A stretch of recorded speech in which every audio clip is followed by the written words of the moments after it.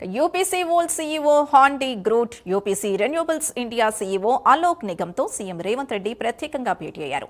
Telangana rising బృందం UPC Volt సంస్థతో ఎంఓయూను కుదుర్చుకుంది. నెదర్లాండ్స్ కు చెందిన UPC renewables group Volt data centers కలిసి యూపీసీ వోల్ట్ సంస్థగా ఏర్పడింది. రాష్ట్ర ప్రభుత్వంతో చేసుకున్న ఒప్పందం ప్రకారం ఈ సంస్థ భారత్ ఫ్యూచర్ సిటీలో 100 మెగావాట్ల సామర్థ్యంతో ఏఏకు అనుకూలమైన డేటా సెంటర్ నెలకొల్పనుంది. ఈ ప్రాజెక్టుకు 5 ఏళ్లలో 5,000 కోట్ల పెట్టుబడి పెట్టనుంది.